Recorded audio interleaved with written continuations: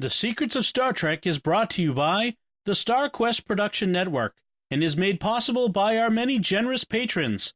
If you'd like to support the podcast, please visit sqpn.com/give. You're listening to The Secrets of Star Trek episode 79. Captain to bridge. Spock here. Make it so. Surrender is not an option. Attention crew of the Enterprise, this is James Kirk. We are all explorers, driven to know what's over the horizon, what's beyond our own shores. We would have helped you get home if you had asked. That's who Starfleet is. Hi, I'm Dom Bettinelli, and you're listening to The Secrets of Star Trek, where we discuss the hidden layers and deeper meaning found in all the Star Trek TV series, movies, and more. And today we're discussing the original series episode, Charlie X. Today on the panel are Jimmy Aiken. Hi, Jimmy. Howdy, Dom. And Father Corey Stika. Hi, Father Corey. How's it going? Very well, thank you.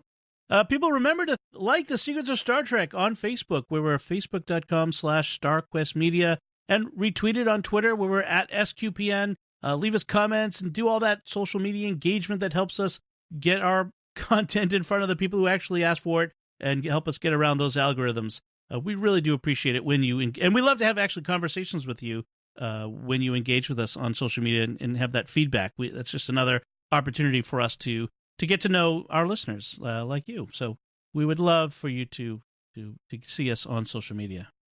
So we're talking about this first season episode. Charlie X aired July of 2000, not 2000, July 19. Yeah.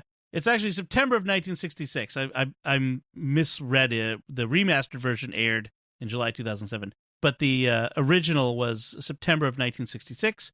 It was the 7th episode of the first season produced, but it was the second aired, and we can go into that in a second. The basic plot, you probably know it if you're a Star Trek fan. The Enterprise takes on board 17-year-old Charles Evans, who was being transported after he spent 14 years alone on a deserted planet, but his inability to reintegrate with humanity is compounded by some very unhuman powers.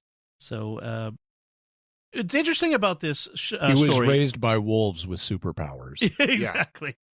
So the story started with a one-sentence synopsis by Gene Roddenberry that he wrote on the first page of his original outline for Star Trek the series, and he called it "The Day Charlie Became God." And it's an interesting idea that it sounds a lot like a lot of science fiction from the golden age of sci-fi, the 50s and 60s. Sounds a lot like Gene Roddenberry's God fixation. Yeah, right. Because basically what it was, Charlie in that was an adult, and he acquired, during the course of the episode, superpowers. So it was basically Bruce Almighty, but not played for comedy. Right. Mm-hmm. One of the reasons it aired first, or second, I'm sorry, after the premiere, was it was a bottle show, as we've talked about before. It all takes place on board the Enterprise, so there's no exterior shots. There's not a lot of special effects that had to be done. So it got done faster. It was done before all of the other episodes that had already been shot, and so they wanted to get it out there early. I think also there was some concern on the part of NBC about having this teen angst drama air early on in the series, whether it would bias people against Star Trek. So it's an interesting little interplay there. They also wanted a monster in the first episode aired, which is why we got the Salt Vampire episode first. Right. The Man Trap. Although if you watch this episode now on streaming, for instance, you'll say, "Oh no, there was an exterior shot. There was the Antares, the transport ship that we see flying next to the Enterprise." But that actually was added for the new DVD production when all the new special effects were added. Yeah. So that was new. What I like about this episode is it's by DC Fontana. Yes. And Dorothy Fontana, she was a television writer and script editor for Star Trek, and she is one of the best. She is just really good. Anything Dorothy Fontana does and allows her name to be put on is going to be good. There have been some things in Star Trek that Gene Roddenberry messed with so much that she took her name off of them, like the Naked Now. Right. But if she lets her name go on something, this is going to be one of the better things. Well, it's interesting too. She was involved even up into the TNG era. So right. Yeah, that was that was the Naked Now episode and some other things. Right. One interesting aspect of this episode is neither Scotty nor Sulu show up at all. Mostly asterisk on that. They do have when Kirk calls the bridge at one point. We get 2 words using George Takei's voice, and that's taken from another episode. Yeah, I noticed that in the audio, in the subtitles for this episode, it just said, when Kirk calls the bridge, it just says "man responds," but it's like, come on, that's clearly Sulu. Yes, yeah. So, but that was he wasn't actually. They took that from one of the other episodes. I forget which one that they said it took it from. But so one of the interesting things about this episode is this relationship between Charlie, played very well, I thought, by I didn't write his name down. I'm looking for it quickly here on the wiki page. I know who you mean, and I read that he was a method actor, and so to maintain his aloof, awkward Charlie Evans persona, he would just go into his dressing room and not interact with anybody when he wasn't on set, so he couldn't bond with people. Robert Walker is the actor. Yeah. And he's one of those Hollywood 17-year-olds, meaning he's really like 25 or something. Right. Yeah. Yes, he was mid-20s when they filmed this. And I thought it was a very well done portrayal. The awkwardness, not only is he an awkward adolescent, he's an awkward adolescent who didn't really have people to interact with in growing up. Now, obviously, in reality, even if he had these computers to look at to find out how people would, being left alone at 4, he would be feral. I mean, I'm sorry, he's not going to be anywhere near complete as he is now. I see this. I think this is an interesting point because he was allegedly, everyone died when he was 3, so he's been alone for 14 years, which is the vast majority of his life. And Spock is immediately all over this kid. There's no way this kid survived on his own. Right. And that's true given 20th century technology. Right. But with 23rd century technology, I'm not so sure. Like, the 2 things they talk about is how did he get food? How did he learn to talk? And Charlie says, well, initially food banks, were on the ship. And when they ran out within a year or something, he started to find other food. Now, they later say there's no way he did that because there's not enough edible plant life on this planet. Right. But that's the initial story. Also, he says he learned to talk by talking with the memory banks. And that doesn't sound at all unreasonable to me. I mean, we already have educational software for children now. Yeah. And by 250 years from now, we should have computers that have enough AI to be able to realize everybody is dead except for the 3-year-old. We need to teach him how to talk and take care of him. Well, if we posit a level of technology from the short trek Calypso, where the computer was interacting with Calypso, the guy in the future. Now, there are caveats in that. But just if we posit a Discovery level of technology, yeah, I could see that, I suppose, that's there. It wouldn't be quite the complete self-aware AI like that, but I could see within 10 years that there will be educational tools based off of Google Assistant or Siri or something like that can help a kid learn how to speak and can correct the child as it's learning. I mean, that's not that far off, really. Yeah, I mean, even today we have voice-activated assistants, and I can easily imagine someone saying, let's suppose you have a deaf couple and they have a hearing child. You might say, Alexa, teach my child to speak, or something like that. Yeah, that's true.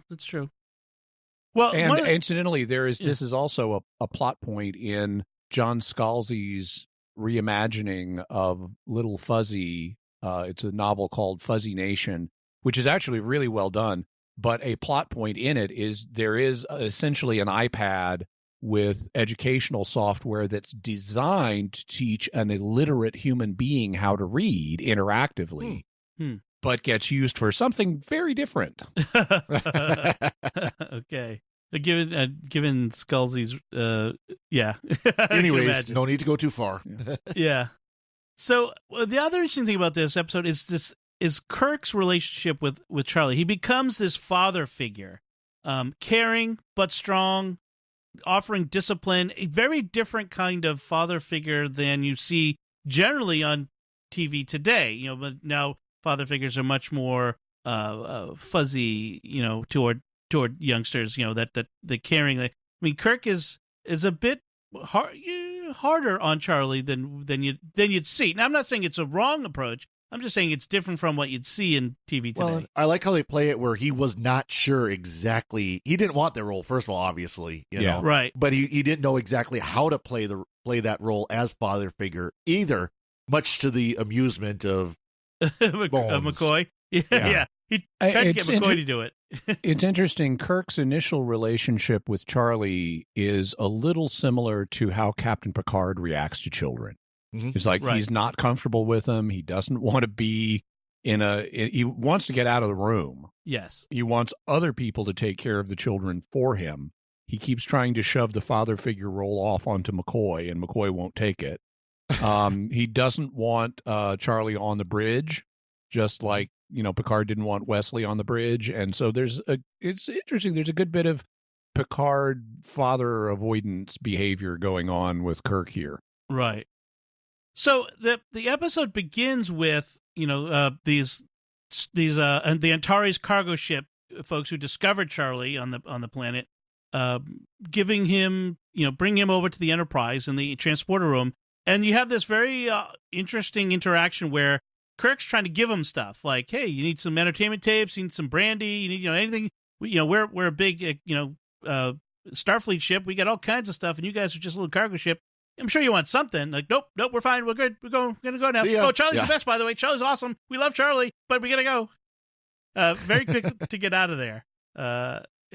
We even see Charlie controlling them at one point, getting them to be effusive about him. It's like in not 7 Days in May. It's like in The Manchurian Candidate, where all the victims of the North Korean mind control are like, oh, so-and-so is the most wonderful, caring human being I've ever met.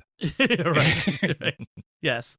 And we have Charlie's very concerned, or early on, he's very concerned that people like him. He keeps saying that, I just want people to like me. Do people like me? And when he's being examined by McCoy, we ask McCoy, do you like me? And I like McCoy's answer, which is, why not? Not yes. It's why not? Why wouldn't I? Sure. Yeah. Whatever.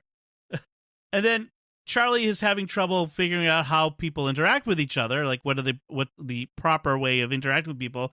And so when he sees one crewman man interact with another crew man by saying, "Hey, see you later, buddy," and smacking him on the behind with the back of his hand, he emulates that with Janice Rand, which is and he's never seen a girl before. I mean, he even has to ask, "Are you a girl?" Yes, and love at first sight with Janice. And it's interesting that as she's trying, she can't explain to him why it's wrong. She's like, "That's just wrong," and then she recommends that he tell McCoy or Kirk what he did and ask them why it's wrong. Which is, I like how she includes McCoy in that, because that's Kirk is not his father, right? And oftentimes uncomfortable subjects dealing with gender relations would be dealt with by medical professionals. Mm-hmm. Right. Now I wonder if Spock would have been a good choice as well, as a dispassionate Vulcan. No, I didn't think so. He would have explained it better than Kirk did. When Charlie finally asks Kirk about this, Kirk just fumbles around and can't even say something reasonable like, it's considered culturally inappropriate for a person in our culture to touch a woman without their permission on that part of their body, so don't. Right, exactly. It would have been perfectly fine for him to say that, but I think it's because Kirk violates that regularly. Well, not just, you don't touch them there without permission. You don't hit them ever. Yes. You don't hit girls. Well, this is a SWAT. I mean, this is not an attempt to hurt. It's really in the same category as a touch. Right. Because there's no intent to injure here. No. Charlie even uses the exact same line he saw the two crew men use, which was, "You got a deal, friend," and give him a little playful swat. Right. Frankly, it's a little weird for the guys to do it, but that's okay. Yeah. It's 1940s actually. Yeah. So Charlie at some point manages to get Janice's favorite brand of perfume to give to her.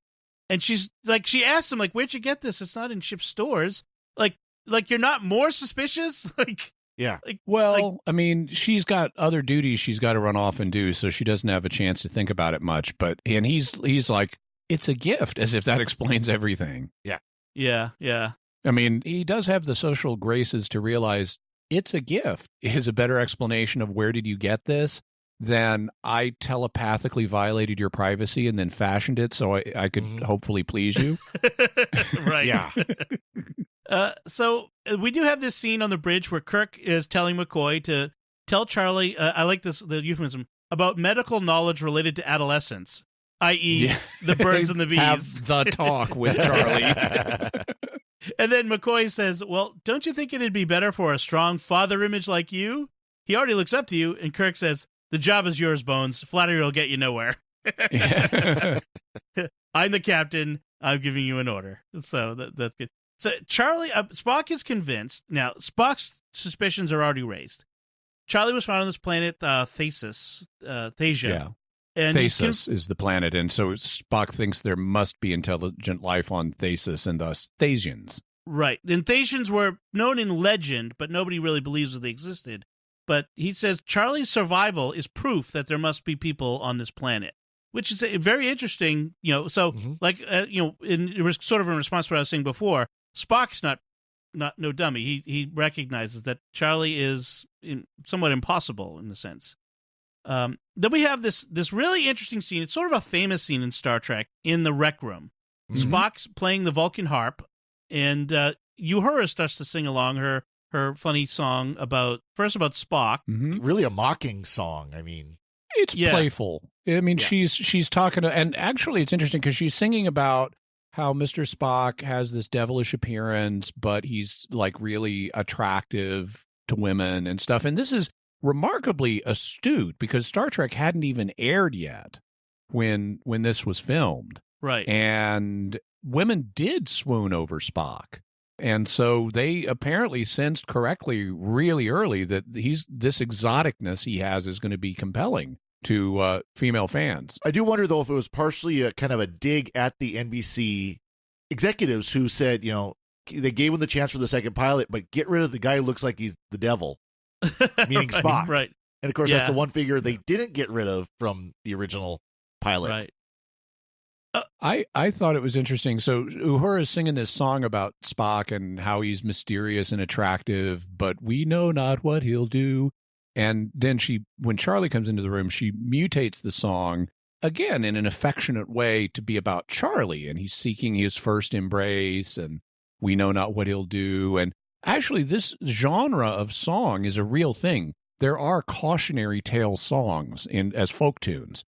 There's one, for example, called The Nutting Girl, which is a British folk tune that is about a girl who goes to gather nuts, and as she is doing so, she overhears the voice of a young farmer who has stopped his plowing to sing a song, and events transpire, and the song ends up warning you that if you go a-nutting and you stop to listen to the young farmer as he sings, you may have a young farmer to raise up in the spring. That's a cautionary tale. And Uhura's song reminded me of that. Yeah, and his reaction, Charlie's reaction, is understandable. He's a teenager. Teenagers hate when you pay attention to them, hate when you make them the center of attention by adults. Especially on this matter where he's interested in Rand, and she explicitly mentions that. Yes, that's it. And, if he were a normal teen, he would turn red and sort of sulk out of the room. But Charlie's not a normal teen, and he uses some trick to make Uhura lose her voice. And the harp as well. Does the harp stop playing too? Yeah, because you see Spock looking at it, right. kind of trying to figure out why it's not playing. Of course, and nobody notices because now he's doing a card trick. Right. He does these impossible card tricks for Janice where he turns cards over and her pictures, the publicity photos. Yeah, publicity photos from the show, basically, are on them. So he totally, if he went on Penn and Teller Fool Us, he would totally fool them. Yeah. Yes, oh yeah. I mean, I'm going to say this in code, but I think you're using an ability that maybe you picked up on another planet, maybe a little Thasian power. Am I in the ballpark here? Right, including getting one down her shirt. Like, come on. Yeah, exactly. People. His thing though is terrible. While he would fool Penn and Teller, he's got bad showmanship because he does his best trick first. It's the one where he turns over the cards and it's 3 different views of Janice, and it's like, that's the big finale, dude. You don't lead with that. Right. Yeah, the one where she pulls the card out of her shirt. Although that's the big finale for a teenage boy, I guess. So. Exactly. I find interesting what they have going on in this rec room because it's essentially a cafeteria, but apparently people hang out here.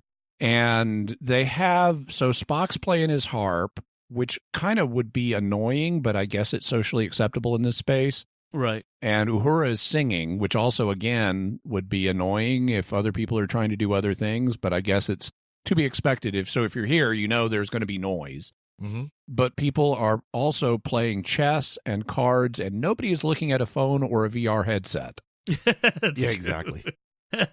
Yeah, and given that there's 428 people on the starship, and this rec room could probably hold maybe 30, and it's called Rec Room 6. I think that was established. Mm-hmm. So maybe if you don't like what's going on in one, you go to another one and hang out in the quiet rec rooms or something. So then we have Charlie encounters Kirk in the corridor, and Kirk's telling the chef that if the crew has to have synthetic meatloaf, I want it to look like turkey because it's Thanksgiving on Earth. On Earth. Whole Earth celebrates Thanksgiving on the same day. Exactly. So later Little on, Americocentric there. Yes. Later on, when we have the chef call the bridge to say that the meatloaf in the ovens was magically replaced with real turkeys, the voice of the chef is Gene Roddenberry, and it is the only time Gene Roddenberry acts in any Star Trek. That's funny. So next time you'll watch this episode, listen for the voice of Gene. So thought that was I wonder fun. if he was the back of the head that Kirk was talking to about the meatloaf early on. It could be because he was kind of through a screen or something, wasn't it? Mm-hmm. Yeah, so you couldn't really see him. Yeah, that's so interesting. I like how when because of Charlie, weird things are starting to happen. Right. And the turkeys are one instance of that. And in this one, I like how as soon as the cook announces over the intercom that it's real turkeys, Charlie sniggers and walks off. He kind of giggles to himself. That sounds totally like my son would do that. He would giggle and walk away. What did you do? So this is also the scene where Kirk, in the hallway, where Kirk explains to Charlie why you don't smack a woman on the bottom.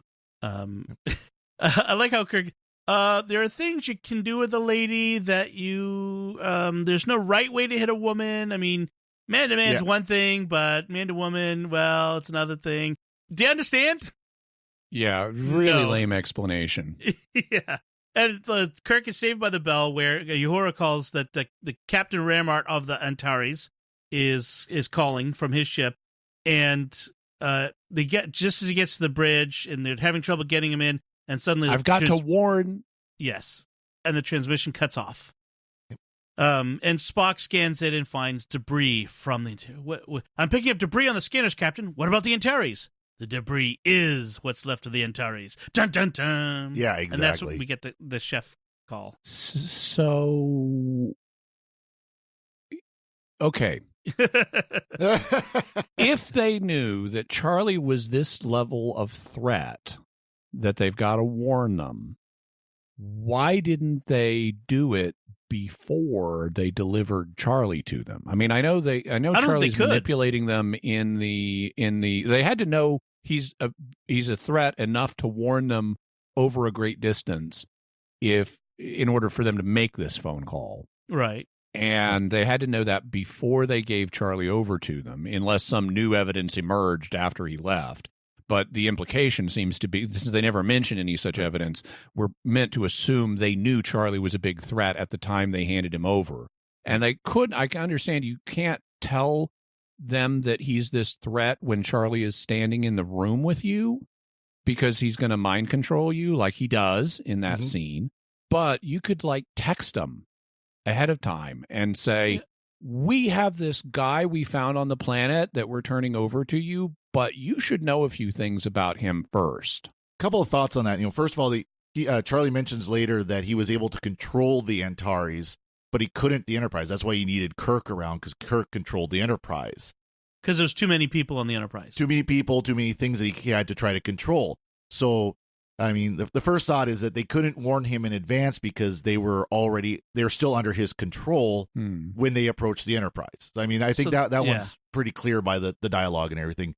My thought was the only reason why they finally did get the warning to the Enterprise by the time they were just about out of range was maybe that was about the point that Charlie lost control of them, was right before he destroyed them. It would have been helpful to have a couple lines of dialogue to endorse that theory, if that's what we're meant to infer. Right. Although later on, when they talk about his limits, I kind of inferred that back to again. It is inference. Both of them are inference, but I think that they're reasonably supported inferences by the plot of the story. Yeah. I like that Charlie immediately makes an incriminating remark about how the Antares wasn't well constructed. Yeah. Why would you say, before anyone knows it's destroyed, he kind of says, that it wasn't well constructed anyway.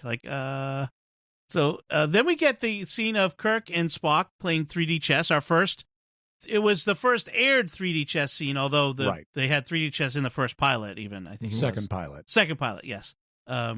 And Charlie wants to play Kirk because he's kind of got this attachment to Kirk. And much to he wants to play Kirk. Kirk shoves him off on Spock. Yeah. And Spock is just starting to explain the principles of three-dimensional chess. And to the frustration of 1960s Star Trek fans everywhere, Charlie cuts him off and doesn't let him explain.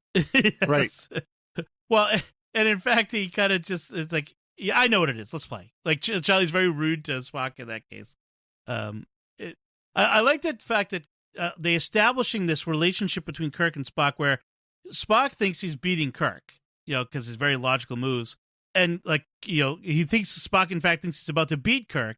And Kirk just does some unexpected, illogical thing and checkmates Spock. Wait a minute. How did you do that? Or Spock says, your logical approach to chess does have its advantages on occasion, Captain. So then Charlie comes in. Spock handily beats him pretty well. And two moves. Yeah, really badly. That was a mistake, Charlie. No, it wasn't. Checkmate. No, it isn't. No, it's not.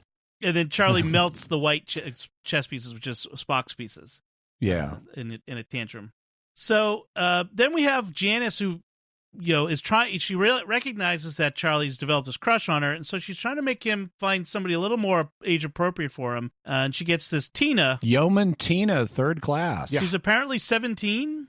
Apparently they recruit him young, I guess. Go to the academy when you're 14, I guess. Maybe she's another Wesley Crusher. Oh, well, she could be enlisted. I mean, at this point in Star Trek, we've established that. In fact, even in News Trek, she's a yeoman, though. A yeoman is enlisted. In fact, a yeoman is. Are they? Yeah, in today's Navy, it's that's an enlisted rate.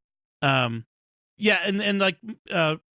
even in DS9, O'Brien says he's an enlisted. He's not an officer. So, right. I know that. I just I'd always thought of Janice Rand as being an ensign level officer or something. I guess I figured she's probably like a chief. If she's the assistant to the captain, she's probably at a senior chief level or something like that, or first, whatever the equivalent is in Star Trek. Yeah. But historically, there have been officers in their teenage years. I mean, historically, midshipmen would be that right in the hornblower sort of time frame. But Janice wants, she realizes he's got a crush on her. She doesn't like it. She wants to get him to have, meet some girls his own age. And so there's Tina, but he's in full stalker mode on Janice. And boy, isn't he? And he goes off on this whole, every time I see you, I feel hungry all over. And I'm sitting there cringing in my seat, that's really embarrassing. That had to be a Roddenberry line. I'm sorry. I felt bad. I thought it was.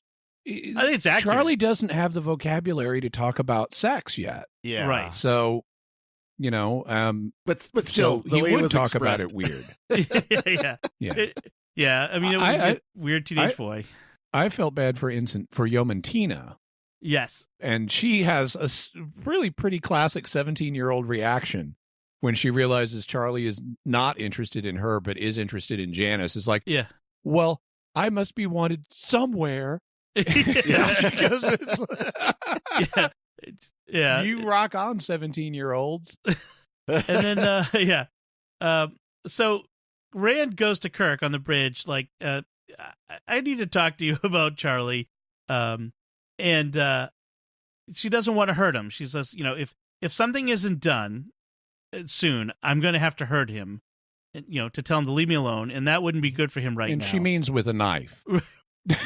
Hurt him with a knife. I'm going to have to break his fingers if he touches me again. No, I'm going to have to, hurt his feelings. And that wouldn't be good for him right now because I'm his first crush, his first love. And Kirk's like, okay, I'll take care of it. I'll look into it. And so to protect Charlie from being physically hurt by Janice Rand, Kirk takes Charlie to the gym to teach him to defend himself. Right. Yeah.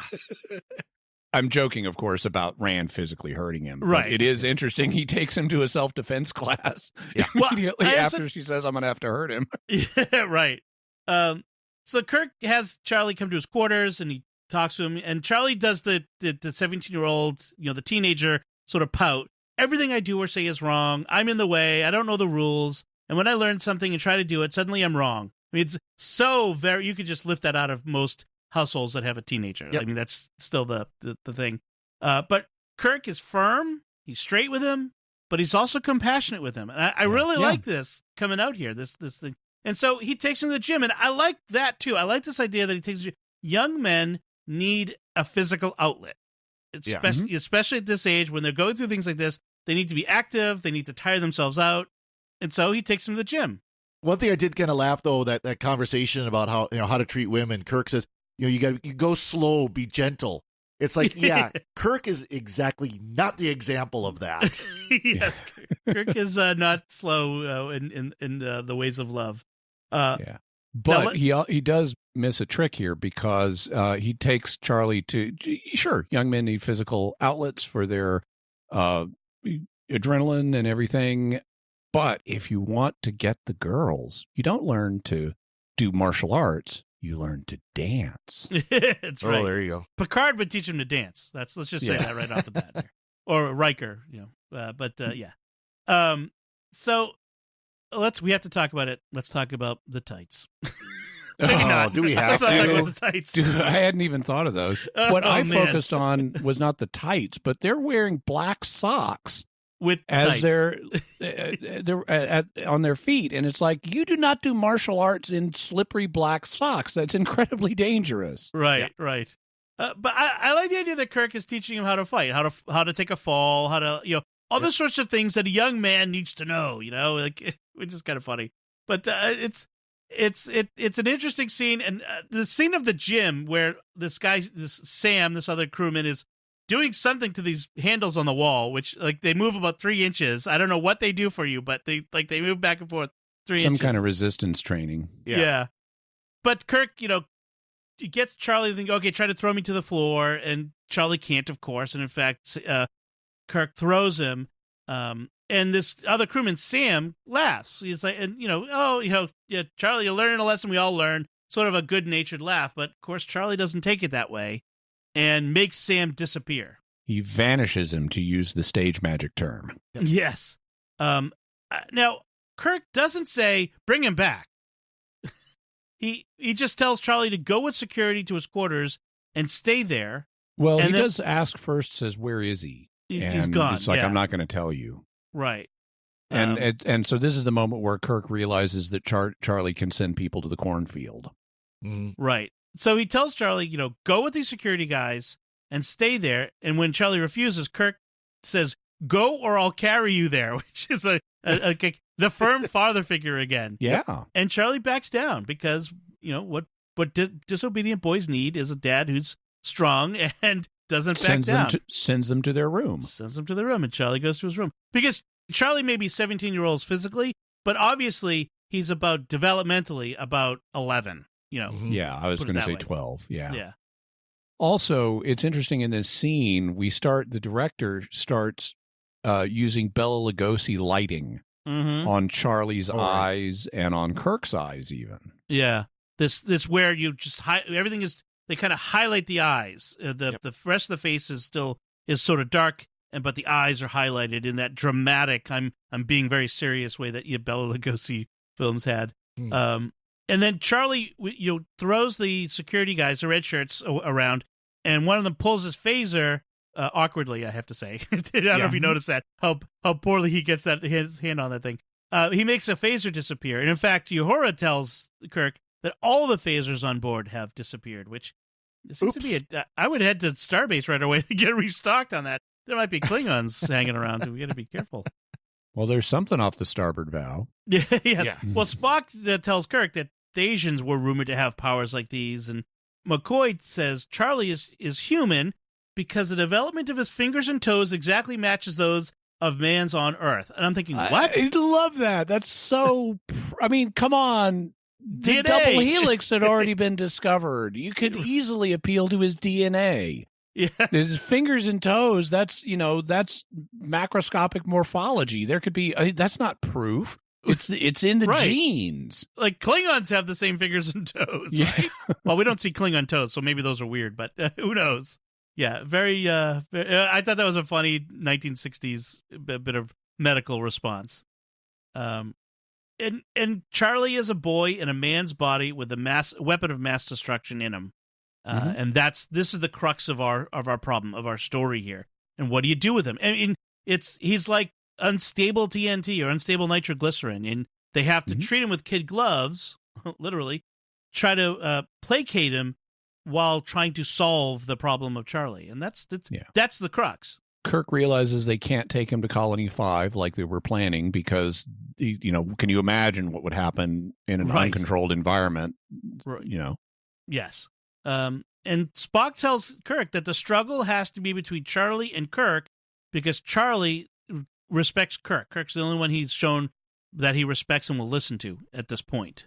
And then Kirk blows it in a conversation with Charlie where he asks Charlie, did you do the Antares? And Charlie acknowledges that he did. He vanished a warp baffle plate that caused the ship to explode. And Kirk says, what about us, Charlie? And Charlie says, I don't know.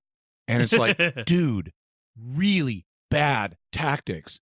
Do not raise the question of your own destruction in his mind. If it's not already there, you don't want to plan it, and if it is already there, you don't want to foster it. Don't never mention to a child anything you're not prepared to address. No open-ended questions. That's kind of like the don't touch that, which of course to the kid all they hear is touch that. Yeah, exactly. So back on the bridge, Kirk, wants Uhura to call Colony 5 and talk, so he can talk to the governor there, and he orders the navigator to change course away from Colony 5 so they can buy more time. But Uhura is electrocuted by the board when she tries to make the call, and for the helm once, won't there's respond. a good reason for a control panel to go up in a shower of sparks on the bridge. Right. Yep. She's not hurt, but Charlie comes on the bridge and turns Spock into a doggerel spouting puppet, which is very amusing to him. With different bits of poetry, some real, some science fiction imaginary. Yeah, there's a tiger burning bright in the forest of the night.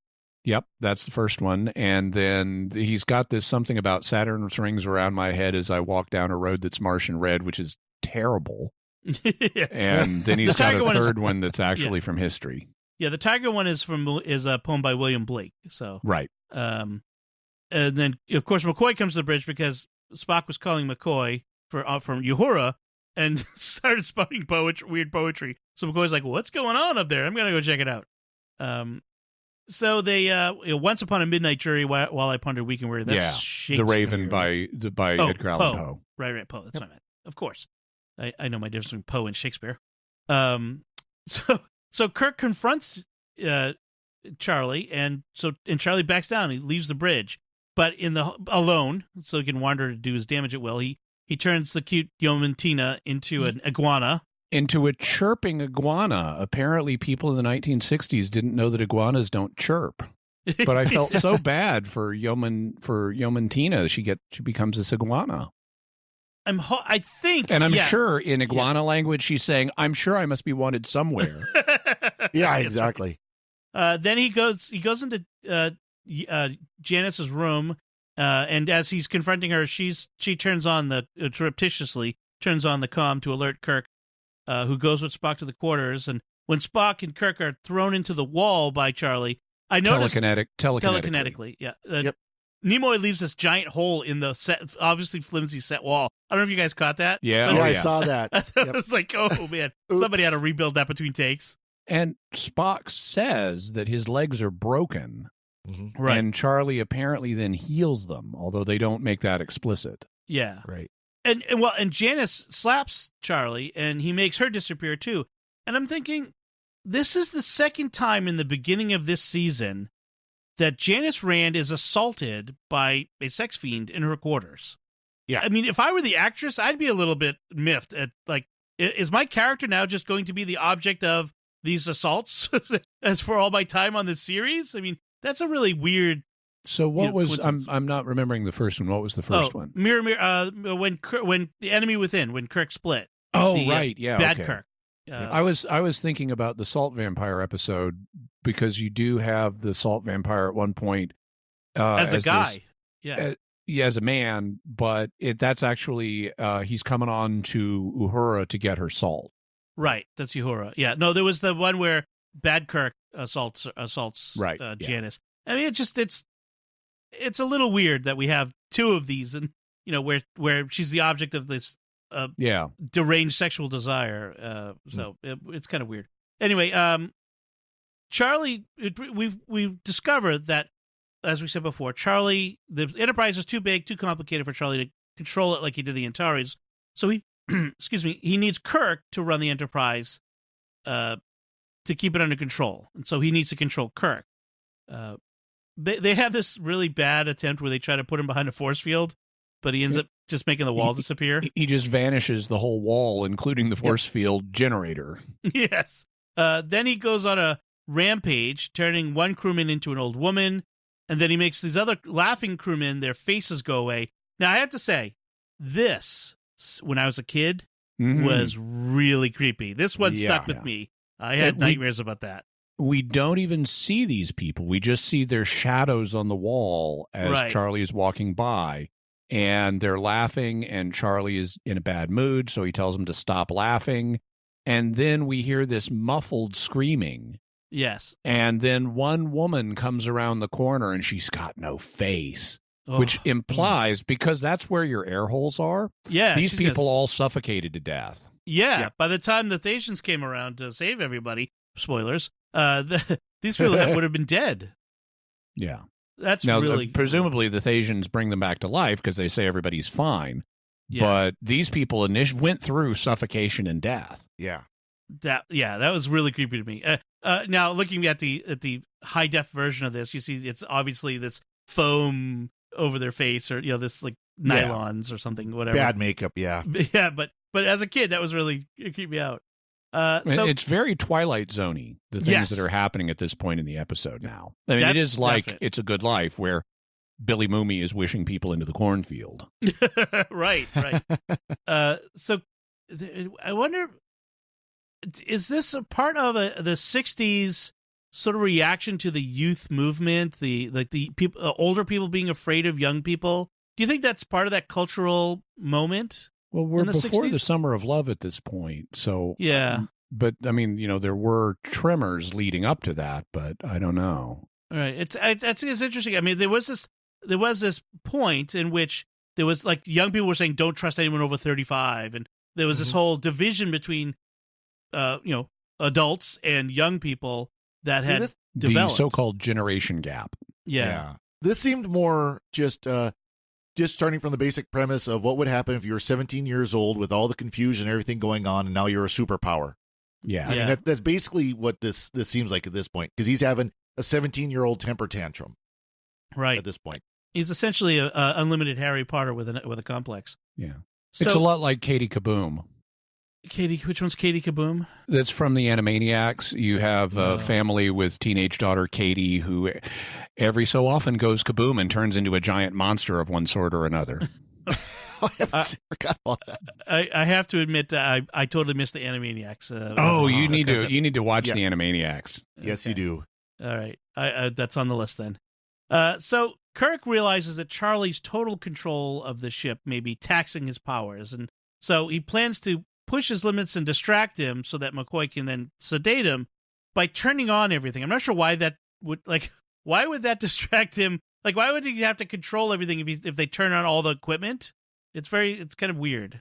I think the implication is that he's in he's in direct control of the machinery of the ship. That's why he blocked Uhura from being able to call Colony 5. It's why he prevented the navigator from inputting new coordinates. And it's also why he's blocking Uhura's ability to hear a message that is coming in. So he's physically in control of machinery from the ship. Right. So the idea is you turn on more machinery, it makes the situation more complex for him to try to deal with. Okay. And he's already admitted that he can't control the Enterprise, that it's too complex for him with the crew members and the equipment and everything that's on the ship. It's too complex for him. So he needs the human crew to run the Enterprise for him because he can't do the whole ship itself, which is part of why my question about why didn't the Antares crew text Kirk about this guy, because if it was the machinery of the Antares that he was running, that would have let the crew have enough liberty to be able to send a message, because we never see him control a human being for more than a few seconds. It's not like he makes them all their mind slaves. It makes the whole crew his mind slaves. He just focuses on Spock and makes him recite poetry, or focuses on the two Antares crewmen and make them spout praise about him. Right. Beyond that, he doesn't seem to be able to manipulate people significantly. It's just this brute, clumsy way of doing it. Right. Because if he could manipulate people mentally in a sophisticated way, Janice Rand would love him, and there would be no problem. Right. And Sam would not laugh at him and all that. Well, there's stuff. also just the fear of him, I think, in general. I think maybe they had to overcome their fear of him to feel like they were far enough away that there could be no retribution when they did finally tell Kirk. In which case they miscalculated. Yes. Yeah. So Kirk, we're back on the bridge, and Kirk sees Charlie sitting in his seat and throws him out of the chair because, that's my seat. And McCoy and Spock turn everything on that they can, and suddenly his hold is over. The Thasians have shown up. They've come to save the day, and a giant green head appears on the bridge. The Wizard of Oz shows up. Yeah. Deus Ex Machina. We have the Wizard of Oz is here. Behold, the wizard. And they bring Janice back. Yeah, in her nightie on the bridge. Oops. But do they bring back Sam? That's the question. Hopefully they did. Yeah, they say all of your crew is fine. We couldn't help the Antares crew. They'd been dead too long, I guess, or too atomized. Yeah. But they say that everyone on the Enterprise is okay now. So Sam got back. Apparently there's meatloaf again for Thanksgiving. And Charlie pleads with the Enterprise crew to, don't let them take me away. I can't even touch them. They don't know what it is to love. And Kirk has this choice that he's got to make. Can he take Charlie at his word that he'll be good? I won't do it again. Or should he let him go to this terrible fate? And Kirk argues he should be with his own kind. Yeah. And the big green head says that, and maybe we can teach him not to use his power. And the big green head says, we gave him the power so he could live. He will always use it. And he will either destroy your kind. Mm-hmm. So we're talking genocide. Yeah. Or you will have to destroy him if he goes with you.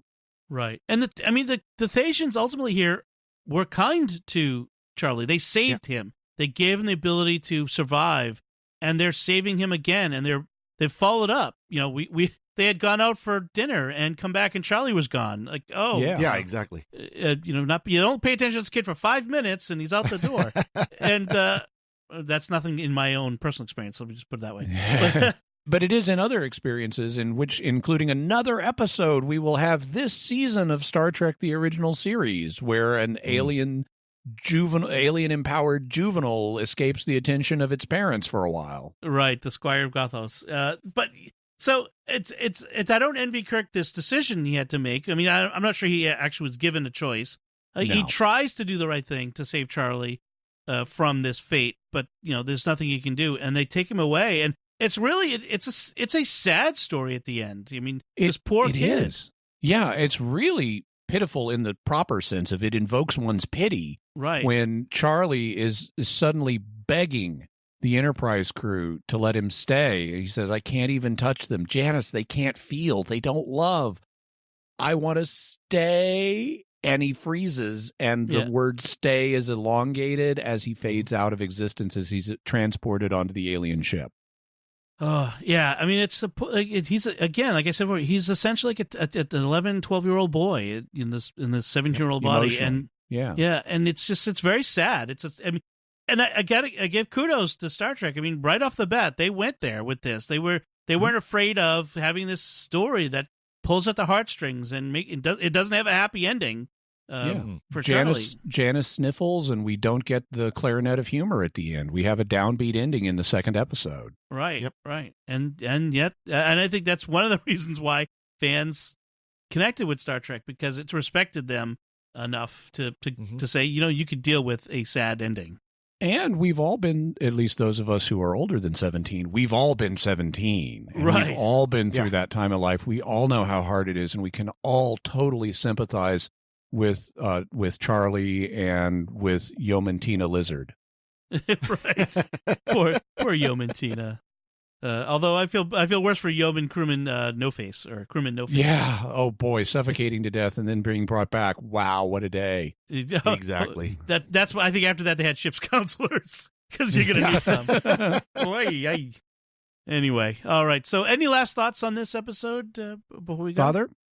Well, the only thing I could say, I've mentioned before, I haven't watched a lot of TOS, so it's interesting to go back through some of these episodes like this, and there are parts of this episode I really did like, some of the stuff we talked about. But that being said, I really could have done without the musical interlude. Yeah, the cringy '60s music. I just and I know this is something that comes up again and again. Though it is interesting, I was thinking about it here this morning. Now I see where that little scene in Star Trek V where she does a little song and dance to tempt the guy. Now I see where it comes from, because when I saw that, of course, watching the movies without having seen the TOS itself, it's like, why is she doing this little song and dance thing? Well, now I see. It's because Nichelle Nichols is a singer, and she wanted something interesting to do to show off her talents in order to agree to do Star Trek V. She's she's obviously a very talented singer. I mean, that's no argument there. I just still could have done without it. Yeah, it's very much of its time. I like it. I mean, I understand, and there is a cheese factor to it, but I like this flavor of cheese because it shows the human interaction between her. I mean, she's a beautiful woman. She has a beautiful voice. She is being playful with Mr. Spock, and she's clearly, taken the wind out of his sails a little bit, because every time she delivers a line, he winces a little bit as Mr. Uncomfortable Vulcan. And so you have this nice playful aspect to their relationship, which we see on other occasions too. Like when she's talking to Spock on the bridge about, tell me what the moon is like on Vulcan. Vulcan has no moon. Mr. Spock, I am not surprised. and she hums and sings in other episodes, and I just like seeing that. It's nice bits of characterization for Uhura in an age that didn't give the supporting cast as much of a chance to explore their characters as we might have today. So I like seeing those flashes. Okay. I also like seeing all of the extras in the hallways, because this is first season Trek when they could afford extras. Exactly. That won't be the case in third season. No, that ship is a ghost land, a ghost town. One little bit, the director of this episode was his name is Lawrence Dobkin. He later guest stars on TNG as a Klingon ambassador in an episode called The Mind's Eye, where it turns out he's a Romulan spy. But that was interesting. A little bit note there. So anything else we want to say? I think that does it. So we do want to take a moment to thank our patrons who make it possible for us to create The Secrets of Star Trek, including Tammy L., Kevin G., Colleen R., Evan S., and Marika D. Their generous donations at sqpn.com/give make it possible for us to continue The Secrets of Star Trek and all the shows at StarQuest. You can join them by visiting sqpn.com/give. And we'd also like to thank Victor Lambs, who edits the show every week. So that's it from us. What do you think of Charlie X? You can let us know by commenting on the show at sqpn.com/trek or our Facebook page at facebook.com/StarQuestMedia, or send us an email to trek@sqpn.com.